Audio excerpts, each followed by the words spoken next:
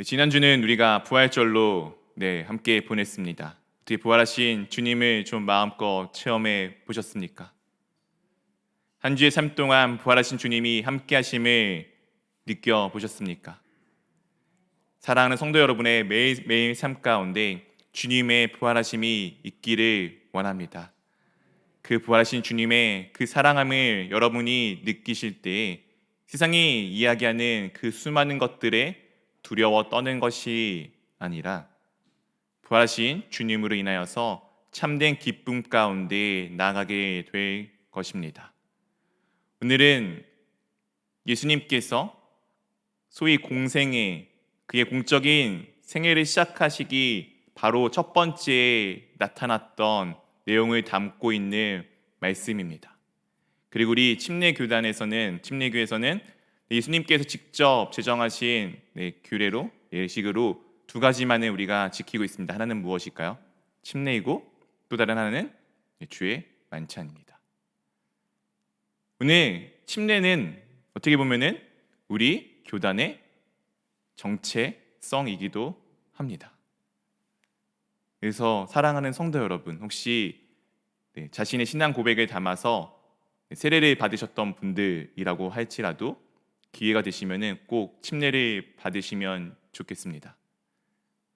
저도 원래는 장로교 출신이어서 세례를 받았었지만, 그리고 제가 친구들에게 흔히 이야기를 할 때 나는 내 신앙 고백을 충분히 하였기에 너희가 이야기하는 침례란 다를 게 없다라고 하였지만 받아보니 또 다른 것 같습니다. 그래서 우리 사랑하는 성도 여러분, 혹시 기회가 되신다면은 꼭 침례를 받으셔서 우리 교회, 우리 교단의 정체성을 조금은 잘 함께 공유하며 나갔으면 좋겠습니다. 그때 오늘 이제 말씀의 시작은 바로 예수님부터 시작을 하고 있지는 않습니다. 먼저 등장하였던 한 명의 인물이 있습니다. 누구이죠? 침례 요한입니다. 오늘 그 침례 요한에 대해서 이렇게 우리 가운데 전하여 주고 있습니다. 마태복음 3장 1절과 2절 말씀입니다. 그때 침례 요한이 이르러 유대 광야에 전파하여 말하되 2절 함께 읽어보도록 하겠습니다. 회개하라, 천국이 가까이 왔느니라 하였으니. 그때 침례 요한이 말을 합니다. 유대 광야에서 전파하여 말을 하는데 어떤 말을 하였죠? 회개하라, 천국이 가까이 왔느니라. 예수님께서 이후에 첫 번째로 외치는 소리도 이 침례 요한이 외쳤던 소리와 동일한 것을 우리는 잘 알고 있습니다. 침례 요한이 지금 무엇을 말하고 있죠? 첫 번째 무엇을 하라고요? 회개하라. 사랑하는 성도 여러분, 회개는 무엇입니까? 내가 어떤 잘못에 대해서 눈물 콧물 쏟는 것이 회개입니까? 그것도 회개의 한 모습 중에 하나이기는 합니다. 그러나 그것이 회개 전부를 이야기한다라는 것은 아닐 것입니다. 회개라는 것은 무엇입니까? 잘못된 것을 떠나 바른 길로 가는 것을 의미합니다. 성경적으로 하나님의 말씀으로 통해서 보게 된다면은 회개라는 것은 하나님 곁을 떠났던 자가 다시 하나님께로 돌아오는 것을 의미하고 있습니다. 회개가 무엇이라고요? 하나님 곁을 떠났던 자가 다시 하나님께로 돌아오는 것을 의미하고 있습니다. 오늘 요한이 가장 먼저 무엇을 선포하였습니까? 회개하라입니다. 하나님을 떠났던 자, 그 자가 지금 돌이켜 하나님께로 다시 돌아올 것에 대해서 지금 전하여 주고 있습니다. 왜 그렇게 하여야 합니까? 바로 천국이 가까이 왔기 때문입니다. 천국은 무엇입니까? 하늘나라는 무엇입니까? 하늘나라는 하나님의 나라입니다. 사랑하는 성도 여러분, 하나님의 나라는 어디에 있습니까? 하늘나라라니까 저 하늘 위에 어딘가에 있나요? 언제 우리는 하늘나라에 가게 됩니까? 죽어서 가게 됩니까? 그것 또한 맞습니다. 그렇게 우리 사랑하는 성도 여러분들은 죽어서 갈 그 하늘나라를 꿈꾸며 살아가기를 소망합니다. 하지만 하늘나라, 천국, 하나님의 나라는 단순히 우리가 죽어서 어딘가 가는 그곳은 아닙니다. 분명히 하나님 말씀 가운데 이것도 저것도 아닌 분명히 이 땅 가운데 하나님의 나라가 임하여 있음에 분명히 우리 가운데 말씀해 주시고 선언하여 주십니다. 하나님의 나라는 지금 어디에 있습니까? 바로 우리 가운데 있으며 주님의 이름으로 모인 우리 가운데 있으며 이 교회가, 이 공동체가 주님의 이름 하에 모여있기에, 이름 아래에 모여있기에 하나님의 나라입니다. 사랑하는 성도 여러분, 지금 어디 계신 건가요? 하나님의 나라 가운데 지금 계신 것입니다. 아셨나요? 물론 알고 계셨을 것입니다. 근데 우리가 이것이 아는 이야기지만 너무나도 익숙하다 보니 그 감흥이 잘 없는 것 같아요. 제가 대한민국 사람이지 않습니까? 우리 사랑하는 성도님도 대한민국 사람이죠. 대한민국 사람들이 대한민국이 언제 좋은지 느끼는지 아십니까? 해외에 나가보면입니다. 네. 해외에 나가보면은 와, 우리나라가 정말 좋은 나라였구나. 와, 우리나라가 정말 세상에서 되게 이렇게 좋은 나라가 많지 않구나를 깨닫게 됩니다. 하나님의 나라도 동일합니다. 우리가 매 하나님 나라에 살아가다 보니 얼마나 좋은지를 잘 못 느끼는 것 같습니다. 그러나 그 하나님의 나라에서 만약 벗어나게 된다면은 와, 그 나라가 얼마나 좋은 곳인지를 우리는 분명히 날마다 삶 가운데 깨닫게 될 것입니다. 어쨌든 오늘 침례 요한은 분명히 우리 가운데 외치고 있습니다. 회개하라, 천국이 가까이 왔느니라. 하나님의 나라가 이미 우리 곁에 와 있다라고 지금 요한이 우리 가운데 외쳐주고 있습니다. 이 요한에 대해서 성경에서 이렇게 우리 가운데 설명하여 주고 있습니다. 3절 4절입니다. 그는 선지자 이사야를 통하여 말씀하신 자라. 일렀을 광야에 외치는 자의 소리가 있어 이르되 너는 주의 길을 준비하라. 그가 오실 길을 곧게 하라 하였느니라. 4절 우리 한번 같이 함께 읽어보도록 하겠습니다. 이 요한은 낙타터 옷을 입고 허리에 가죽띠를 띠고 음식은 메뚜기와 석청이었더라. 그는 요한은 선지자 이사야를 통하여 말씀하신 자였습니다. 그는 사람 인격이라기보다는 그냥 말씀 자체로 자신에 대해서 이해를 하였던 것 같습니다. 광야에 외치는 자의 소리가 있어. 이 소리가 바로 요한입니다. 이 소리가 바로 침례 요한입니다. 이 소리가 무엇이냐면은 이르되 너희는 주의 길을 준비하라. 그가 오실 길을 곧게 하라 하였느니라. 즉 우리에게 외치는 소리, 요한이 외치는 소리, 그것이 무엇이냐면 바로 주의 길을 준비하고 그가 오실 길을 바르게 곧게 만들 것에 대해서 지금 외치는 자의 소리입니다.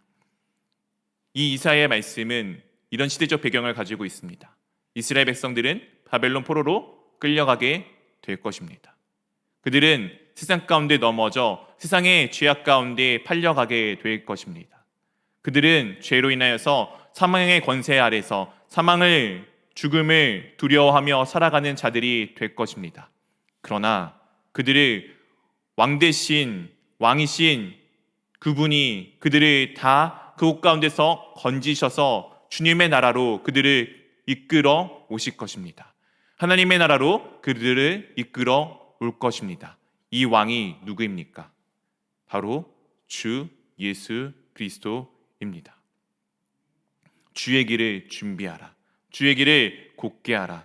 지금 요한이 우리 가운데 외치는 그 소리가 되어 외치고 있습니다. 그의 겉모습은 낙타털 옷을 입고 허리에 가죽띠를 띠고 음식은 메뚜기와 석청을 먹었던 선지자의 상징인 엘리야의 모습을 하고 있습니다. 하나님의 외치는 소리로서 그가 지금 이 일을 우리 가운데 전하여 주고 있습니다. 사랑하는 성도 여러분, 여러분들은 지금 다시 오실 주님을 기다리고 있는 자들입니다. 우리의 삶은 오늘 이 외치는 소리와 같이 그 다시 오실 주님의 길을 준비하며 그 다시 오실 주님이 오실 그 길을 바르게 세워가고 계십니까? 우리가 이 음성을 들어서 우리가 그것 가운데 참여하기를 원합니다. 우리가 다시 오실 주님을 기다리며 그냥 언제나 오실지 저제나 오실지 그냥 마냥 기다리는 것이 아니라 주님의 음성을 들어 주님이 나아가셨던 그 길을 따라 우리가 동일하게 주님의 길을 준비하고 그가 오실 길을 바르게 만들어 나가는 우리 교회가 되기를 원합니다. 오늘 이런 과정 가운데 이런 일들이 일어나게 됩니다. 마태복음 3장 5절 6절입니다. 우리 두 절의 말씀 한번 같이 읽어보도록 하겠습니다. 이때 예루살렘과 온 유대와 요단강 사방에서 다 그에게 나와 자기들의 죄를 자복하고 요단강에서 그에게 침례를 받더니 이때 요한이 회개하라 천국이 가까이 왔다라고 외치는 그 요한에게 마치 엘리야의 모습과 그리고 사막에 외치는 하나님의 소리와 같은 그에게 온 유대 땅과 요단 사방에서 사람들이 그에게 다 나옵니다. 그리고 나서 그들이 하는 것이 하나가 있었죠. 무엇을 하였죠? 자기들의 죄를 스스로 고백하고 요단강에서 무엇을 받았습니까? 침례를 받았습니다. 참 놀라운 일 아닙니까? 그들이 이곳 가운데 나가서 자신들의 죄를 다 있는 그대로 고백을 하고 요단강에서 요한에게 침례를 받았습니다. 당시에도 침례가 있기는 하였습니다. 이제 우리가 흔히 요한이 있었던 모습을 통해서 그가 쿰란 공동체나 SNF파와 같이 당시에 유행하였던 어떤 학파 중에 하나로 볼 때가 있습니다. 이 사람들이 자주 했던 것이 바로 침례입니다. 이 침례 의미는 우리가 지금 생각하는 침례 의미와는 조금 다릅니다. 나의 경건을 위해서 그리고 내가 깨끗해짐으로써 공동체에 더러움이 가지 않기 위한 자신의 정결과 좀 가까운 침례였습니다. 그렇기에 남이 주는 침례를 받는 것이 아니고 스스로에게 물에 들어갔다 나오는 스스로에게 행하는 침례가 당시에 원래 있었던 침례의 문화였습니다. 오늘로 따지면은 그냥 목욕하는 것, 집에서 샤워하는 것 그것과 비슷한 문화였다라고 보시면 좋을 것 같습니다. 근데 오늘 많은 사람들이 요한에게 와서 어떻게 하죠? 침례를 요한에게 받습니다. 요한이 우리 가운데 그 모습을 보여주고 있습니다. 침례의 의미는 무엇을 가지고 있습니까? 침례는 첫 번째는 나의 죄를 씻는 것에 대한 의미를 가지고 있습니다. 또 다른 것은 무슨 의미를 가지고 있죠? 내가 물속에 들어갈 때 죽고 다시 나옴으로써 살아나는 내 거듭남에 대한 것을 담고 있습니다. 이 모든 것은 다른 것이 아닌 예수 그리스도가 내 삶의 내 모든 전인격의 주인이 되셨음을, 구원자가 되셨음을 고백하는 그 고백에 그 모든 행위가 또한 담기어져 있습니다. 오늘 요한이 그렇게 그들 가운데 베풀었던 침례는 그냥 내 몸이 깨끗해지는 것에 그치는 것이 아닌 그들의 죄를 고백하여서 그 죄를 씻음에 대한 의미를 담고 있습니다. 그래서 그가에 대한 침례에 대해서 이렇게 11절 가운데 설명을 해주며 그가 또한 이와 같은 것을 우리 가운데 전하여 줍니다. 우리 11절 말씀 한번 같이 읽어보도록 하겠습니다. 나는 너희로 회개하기 위하여 물로 침례를 베풀거니와 뇌 뒤에 오시는 이는 나보다 능력이 많으시니 나는 그의 신을 들기도 감당하지 못하겠노라. 그는 성령과 불로 너희에게 침례를 베푸실 것이요. 지금 요한이 지금 행하고 있는 침례는 이와 같은 침례입니다. 바로 우리로 회개하기 위하여, 즉 주님을 떠나 있던 우리가 다시금 주님 곁에 돌아오게 하기 위하여 물로 침례를 지금 베풀고 있습니다. 그러나 요한은 자신의 침례가 온전하지 않은 것을 알고 있었습니다. 그렇기에 이와 같이 계속해서 말합니다. 내 뒤에 오시는 이가 나보다 능력이 많으시니. 그는 능력이 많으시기에 정말 이 위대한 요한이 감히 그의 신도 들지 못할 정말 낮고 낮은 역할도 감당하지 못할 정말 위대하신 분이 자신의 뒤에 올 것에 대해서 지금 전하여 주고 있습니다. 그는 무엇과 무엇으로 침례를 베푸신다고요? 성령과 불입니다. 성령 하면 딱 떠오르는 이미지가 하나 있죠. 무엇이죠? 성령 하면 제일 가장 먼저 떠오르는 것이 보통 불의 이미지입니다. 근데 오늘은 그 성령을 불의 이미지로 상형화한 것은 아니고요. 성령은 성령이며 불은 또 다른 의미를 가지고 있습니다. 이 불에 대한 이미지를 12절에 이와 같은 것으로 우리 가운데 전하여 주고 있습니다. 12절입니다. 손에 키를 들고 자기의 타작마당을 정하게 하사 알곡은 모아 곳간에 들이고 쭉정이는 꺼지지 않는 불에 태우시리라. 제가 뭐 농사를 짓지 않아서 잘 모르지만 제가 어렸을 때 이 장면을 좀 봤던 것 같아요. 키를 들고서 이렇게 막 타작마당에 가서 이렇게 뭔가 이렇게 하면서 알곡과 쭉정이를 거르는 모습은 감사하게도 제가 어렸을 때 한번 보았습니다. 그때 이렇게 막 털다 보면은 쭉정이들은 모이게 되죠. 걔네들은 어떻게 하죠? 다 버리거나 있겠지만 오늘의 말씀이 어떻게 하고 있죠?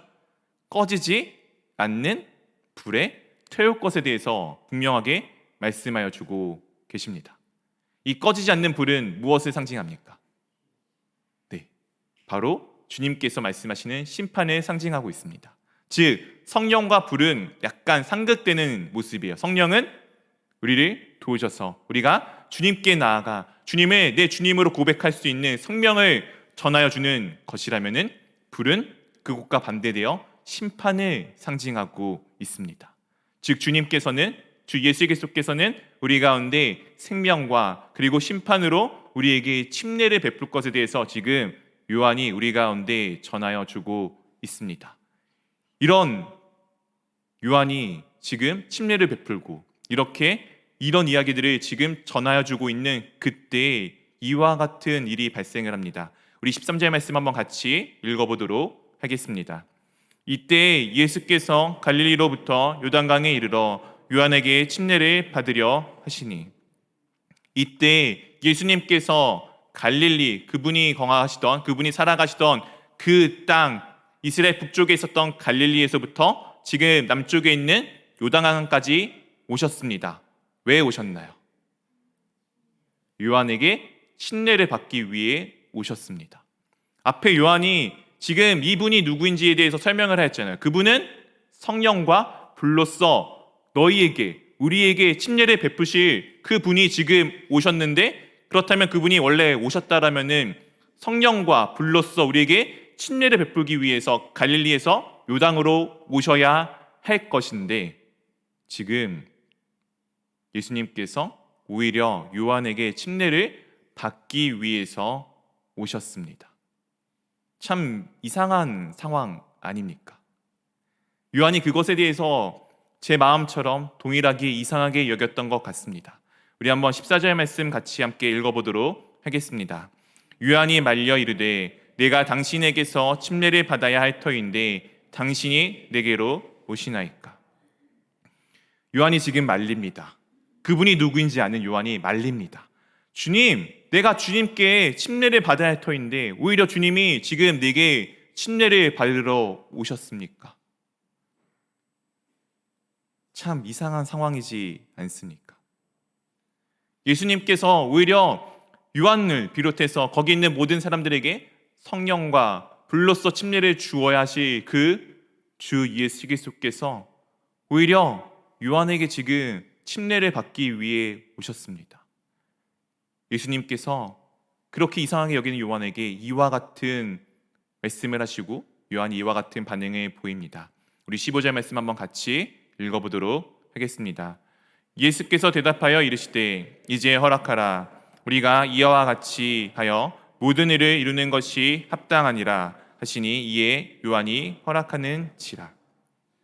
예수님께서 그렇게 이야기를 하는 요한에게 말씀하십니다. 이제 허락하라. 우리가 이와 같이 하여 모든 일을 이루는 것이 합당하니라. 그러자 요한이 허락을 하게 됩니다. 도대체 이것이 무슨 일을 이루는 것이며 이것이 무엇에 합당한 것일까요? 오늘 침례 요한이 베풀던 침례의 의미는 무엇이었습니까? 회개입니다. 회개는 무엇이라고요? 하나님을 떠났던 자가 다시 하나님께 돌아오는 것입니다. 요한에게 침례를 받는다는 것은 즉 죄인이 죄 씻음을 받는 것에 대한 의미를 담고 있습니다. 그렇다면 우리가 다시 생각해 보면은 예수님이 요한에게 침례를 받는다는 것은 어떤 의미죠? 예수님이 죄가 있고 죄 씻음을 받는다라는 의미를 가지고 있습니다. 그러니 요한이 당연히 그렇게 하지 못하겠다 하는 그 반응이 당연합니다. 근데 그에게 예수님께서 이제 허락하라. 우리가 이와 같이 하여 모든 의를 이루는 것이 합당하다라고 말씀을 하십니다. 그렇다면 예수님께서는 죄인이신가요? 예수님께서는 하나님을 떠나셨습니까? 우리는 그렇지 않다는 것을 분명히 알고 있습니다. 주 예수 그리스도께서는 하나님 곁을 떠나신 적도 없으시고 죄도 없으신 분이십니다. 그런 그 온전하신 주님께서 지금 모든 의를 위해서 이것을 행하는 것이 합당하다고 말씀하시는 것은 바로 그분이 죄인임을 나타내는 것이 아니라 그분이 죄인인 우리를 대신하여 그것을 하는 것이 합당함에 대해서 말씀하여 주시는 것입니다. 예수님이 죄인인 것이 아니고 죄인인 나를 위해서, 우리를 위해서 대신 지금 죽을 것에 대해서 분명하게 드러내주고 계시는 것입니다. 사실 요한은 이때는 잠시 이해했는지 모르겠지만 그 이후에 보게 되면은 예수님의 그 사역과 행하시는 일들에 대해서 온전하게 이해를 하지 못하였던 것 같습니다. 자신 뒤에 오실 그분은 성령과 불로써 우리 가운데 침례를 베푸실 왕이신 분이신데 그 왕이 지금 정말 자신들이 기대하는 그 왕의 모습과 다른 행보를 걸어갈 때 요한은 또한 죽음을 눈앞에 두고 한 번 더 주님 당신이 정말 그분인지를 물었습니다. 사랑하는 성도 여러분, 여러분이 기대하고 계시는 예수님은 어떤 분이십니까? 예수님은 다른 것이 아니라 우리의 죄를 대신하여 우리를 대신하여 죽으신 분이십니다. 그 예수님께서 죽으신 이유는 그분이 죄가 있음도 아니고 그분이 하나님 곁을 떠나야 했던 존재임도 아닙니다. 그랬던 나를 대신하여 죽으신 것입니다. 로마서 4장 25절에 이와 같이 우리 가운데 말씀하여 주고 있습니다. 예수는 우리가 범죄한 것 때문에 내줌이 되고 또한 우리를 의롭다 하시기 위하여 살아나셨느니라. 예수님이 모든 일을 이루는 것, 그분이 이루신 모든 의는 다른 것이 아닌 나를 대신하여 죽으셔서 내 죄를 대신하셨고 그리고 우리를 의롭게 하기 위하여서 살아나신 그 모든 것을 의미하고 있습니다. 침례가 갖고 있는 의미가 무엇이라고요? 물속에 들어갈 때 나는 죽고 물속에서 나올 때 나는 다시 주님 안에서 살아남을 의미하고 있습니다. 정확하게는 내 안에 계신 예수 그리스도께서 살아나는 것을 의미하고 있습니다. 나의 거듭남을 의미하고 있습니다. 예수님께서 모범을 보이셨던 것은 우리가 그런 자임을 우리 가운데 분명히 보여주시기 위함이었습니다. 오늘 주님께서 그렇게 침례를 받으시자 이와 같은 모습이 우리 가운데 등장을 합니다. 16절, 17절 두 절의 말씀 우리 한번 같이 읽어보도록 하겠습니다. 예수께서 침례를 받으시고 곧 물에서 올라오실새 하늘이 열리고 하나님의 성령이 비둘기같이 내려 자기 위에 임하심을 보시더니 하늘로부터 소리가 있어 말씀하시되 이는 내 사랑하는 아들이요 내 기뻐하는 자라 하시니라. 예수님께서 침례를 받으시고 물에서 올라오시자 어떻게 되었습니까? 하늘이 열렸습니다. 하나님과의 관계가 닫혀있던 우리와 다르게 주님이 죽고 살아나시는 이 상징적인 일을 하시자 하늘이 열렸습니다. 그리고 성령이 비둘기와 같이 성령이 그 가운데 내려오셨습니다. 성경에도 참 찾기 힘든 삼위 하나님이 함께 등장하는 몇 안 되는 장면 중에 하나입니다. 예수님께서 행하시자 하나님께서 응답하십니다. 그리고 성령 하나님이 그곳 가운데 함께하고 계십니다. 그때 하늘로부터 이와 같은 소리가 있었죠. 이는 내 사랑하는 아들이요 내 기뻐하는 자라 하시니라. 사랑하는 성도 여러분, 예수님께서 나를 대신하여 죽으셨고 그리고 우리의 의를 위해서 부활하셨다는 것은 우리가 예수님과 똑같은 그 일들을 다 하였음을 의미하고 있습니다. 오늘 예수님께서 침례를 받으셨지만 그가 우리를 위해 죽으셨지만 그리고 그가 우리를 위해 다시 살아졌지만 그것이 그냥 예수 그리스도의 모습이 아니고 바로 우리가 그와 같이 되는 것입니다. 그때 어떻게 되었나요? 예수님이 침례를 받고 나오시자 하늘이 열리고 성령이 비둘기같이 임하고 하늘로부터 소리가 있어 내 사랑하는 자녀여 내 기뻐하는 자라라는 음성이 있었습니다. 이 음성은, 이 상황은, 이 장면은 예수님만을 위한 장면이 아닙니다. 예수님과 함께 죽고 예수님과 함께 살아난 주님을 믿는 모든 주의 자녀에게 동일하게 일어나는 일입니다. 우리가 주님의 뜻을 알아서 그렇게 행할 때, 정말 주님 안에서 참된 것이 무엇인지 알아 그렇게 행할 때 주님께서는 그냥 가만히 계신 것이 아니고 닫혀있는 그 하늘문을 여시고 내게 성령 하나님을 보내주시며 내게 이와 같이 말씀하실 것입니다. 내 사랑하는 자녀, 내 기뻐하는 자라. 우리 교회가 주님의 사랑을 느끼며 우리 공동체가 주님이 기뻐하는 공동체가 되기를 원합니다. 우리가 그렇게 주님을 향해 날마다 주님의 뜻을 구하며 우리가 나아가는 모든 것들이 주님 안에서 정말 주님의 모든 일을 이루는 교회가 되기를 원합니다. 그렇게 우리가 정말 주님 안에서 함께 나아가시지 않겠습니까?